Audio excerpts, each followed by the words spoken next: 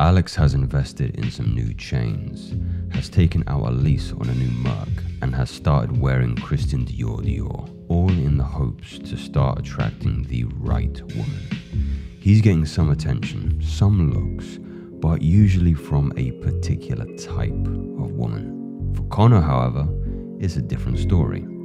He wears fitted, unbranded clothing, doesn't chase, attracts.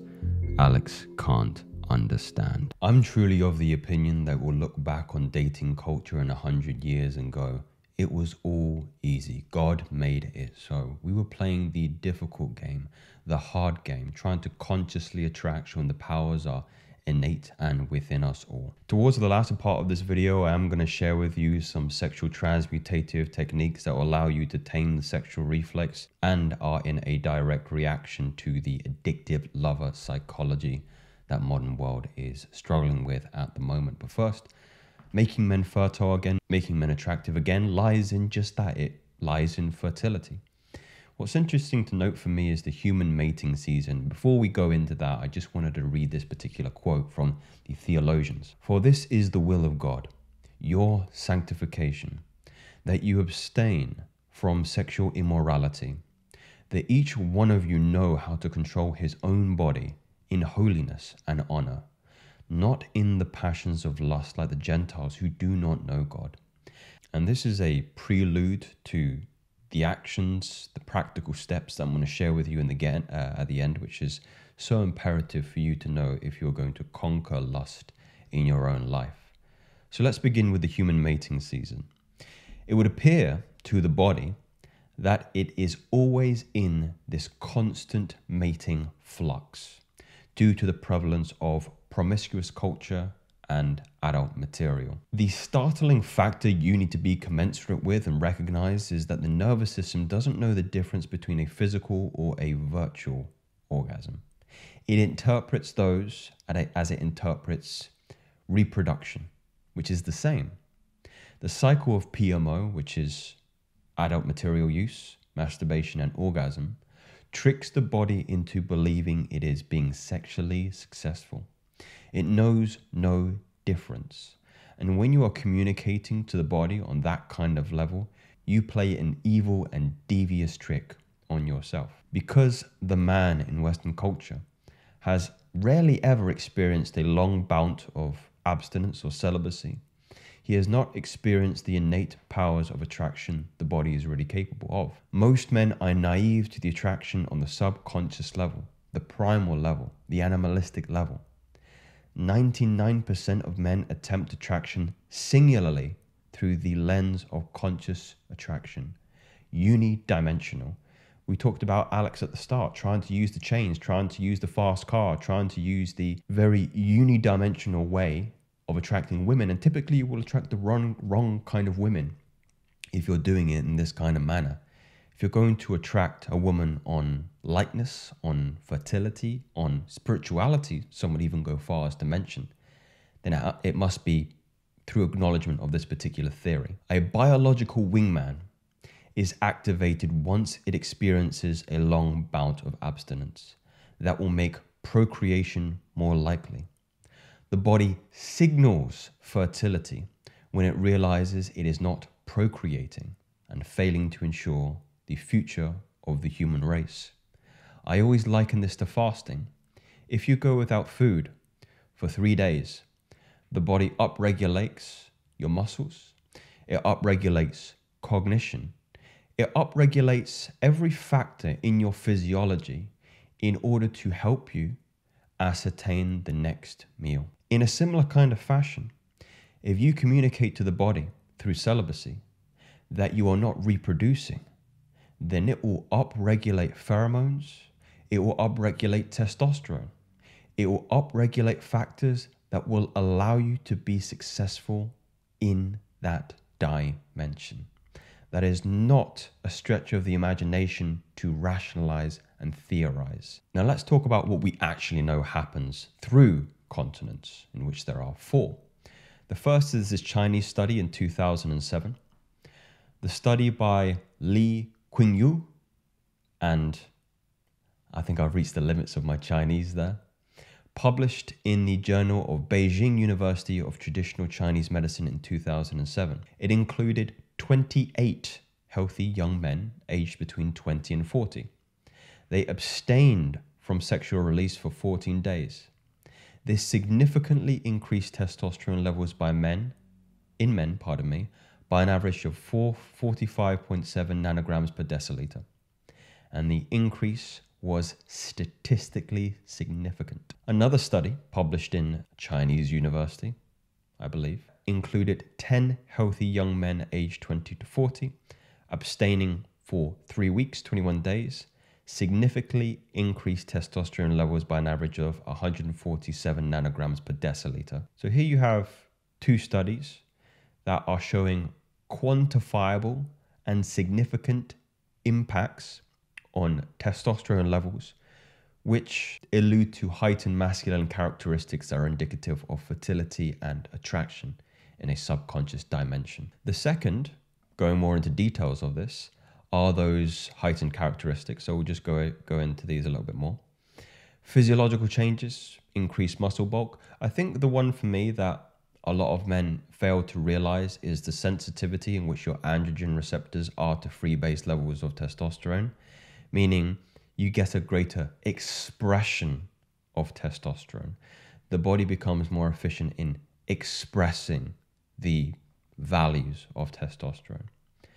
Temperamental changes are the ones that I find most important.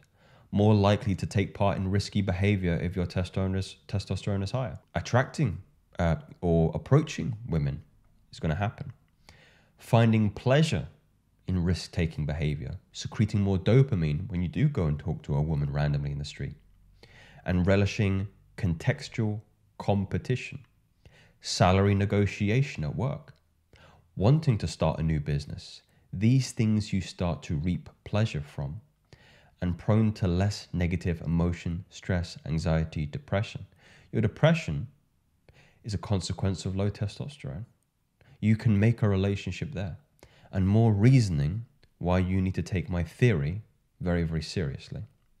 The third, we talked about pheromones. Androsterone is only secreted in 10% of the population. This alludes to this idea that the majority of men do not know abstinence, do not know celibacy, have not experienced or experiment with it. And you can make a fair theory or idea that the reason androsterone is only secreted in 10% of men is because of that very reason. Number 4, fertility rules. You're going to have more availability of sexual energy, more fertility in that dimension, and more likely to be successful in terms of procreation. And I believe in that kind of subconscious domain, that is going to influence the other sex. Now, perhaps the part you're all waiting for is taming the sexual reflex, the addictive lover psychology. You have to have strong reasoning.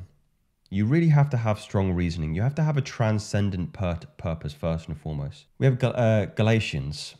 But I say, walk by the Spirit, and you will not gratify the desires of the flesh. When many men come to me and they say, look, Joseph, this is a problem for me, the first thing I say is, what's your why? What's your reasoning behind this? If you have no strong reasoning, then you will always fail to the level of your pleasures. Pleasure kills purpose.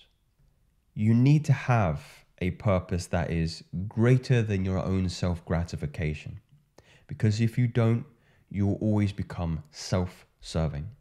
And the way to do that is in a spiritual identity. I firmly believe that. Why do you think there is continuity in all 12-step programs by acknowledging an existence of God and Spirit? Because you have to have a higher ideal than yourself. You have to have something that transcends yourself. And I believe, I don't just believe, I know the fact that we can classify our culture right now as degenerate is because most modern Western culture is rooted in atheism right now. I mean, not everyone, I'm not saying that, but most people are nihilistic. Most people believe in and singularly believe in science. It's not that you shouldn't believe in science, it's that it is just one way of interpreting the world. So you have to orientate yourself around a grander vision, because if you serve nothing greater than your spirituality, then you will only serve your sexuality. That's how these things work. So you have to have a spirituality that transcends your sexual dimension. The transmutative practices, in my personal opinion, have to be a combination, or, you can call it spinal breathing or Hamsa breathing. There is a spinal breathing video on my Patreon exclusive to those members there if you want to have something to follow along with. I do this every single morning, and whenever I feel a strong desire in that dimension, and this helps move the energies up to from the pelvic floor up through the nerve plexuses and stores it in the solar plexus. And again, once you make that neural pathway strong, you'll never have problems with this ever again. But I'm going to read a passage from The Perfect Matrimony for those of you who want to learn a little bit more about the Hamsa breathing. So if you want a reference to this, guys, the book is The Perfect Matrimony, The Door to Enter into Initiation of Tantra and Sexual Alchemy Unveiled. Here are the instructions for Hamsa breathing techniques that allow you to mobilize this energy. So the number one is execute a supreme effort, one like that of a woman giving birth. Very interesting comparison there. Sending the nervous current towards the sexual organs while also making an effort to close the sphincters or exits through which the seminal fluid usually escapes. This is a supreme effort. In Hindu culture, this is also known as Mula Bandha. Mula Bandha is the root lock. It is the first chakra, the root chakra, and this allows you to start moving Shakti energy, which is sexual energy, through following prana. And prana is breath. So the reason why breath work is synonymous with movement of any kind of spiritual energy, but particularly sexual energy, is because it is very life force. It is the very life force. You can reach transcendent stages and states just through manipulating the breath, by doing breath retention, by doing nadi shodhana. There's multiple different ways to do this. The second step is inhale as if you are pumping or making the seminal fluid rise with the respiration towards your brain. As you inhale, vocalize the mantra hum. Imagine this energy rising to the brain and then passing to the heart. 3. Now exhale the breath, imagining the sexual energy being fixed in the heart while exhaling, vocalizing the mantra sa. So there are two ways to do this. I personally do not vocalize the mantra hum. I mentally rehearse the mantra hum, but I will exhale with sa. So I'm inhaling sa. So you're mentally rehearsing. You know what's interesting about a mental mantra? They call it an asana for the mind. An asana like a yogic posture for the mind. It keeps your focus. Now, to ground this in a little bit more Western and scientific vernacular, what you are doing here with these mantras and with this breathing is you are moving nervous energy. You are moving nervous energy. And the easiest way I can describe it to you is if you now take all your mental energy and focus it on your big toe in your left foot, now you've brought the gathering of consciousness there. Keep thinking about your big toe on your left foot. Blood is moving to that area. Nerves are being innervated in that area. But before it wasn't. And how did you achieve that? You just achieved it with the mind by bringing your intention there. So this is real. This is real. And a similar way, when you mentally go through the mantra hum, inhale, contract the pelvic floor with Mula Bandha. Good book to read is The Master Key with this. You are innervating and invigorating the nerves in the pelvic floor. You're breathing it up through the spinal cord, through the nerve plexuses. And when you go sa, you are pushing it into the plexus in the heart, in the solar plexus. Sa, sa. Do that as many times as you like until you feel that that tension has been relieved. If the spasm is very strong, refrain, and continue inhaling and exhaling with the help of the mantra Hum Sa. Hum is the masculine, Sa is the feminine, Hum is the solar, Sa is the lunar. So that again, guys, is on page 253 of The Perfect Matrimony if you want to read up on it. But if you want some help to follow along, like I said, my Patreon, I have a video that helps you do just that. It's been viewed over 500 times on my Patreon, and I'm very proud. It's a tremendous practice. It's a great practice, and if you want to support me, I would greatly appreciate it. And we call that spinal breathing. Spinal breathing. For those of you that are having a lot of troubles with lust in your particular journey, I think it's really important for me to say that you need to go through your own unique trials and tribulations to get to a point where you have relieved yourself of that particular demon. It may take time for some people. It may only be a short time for others.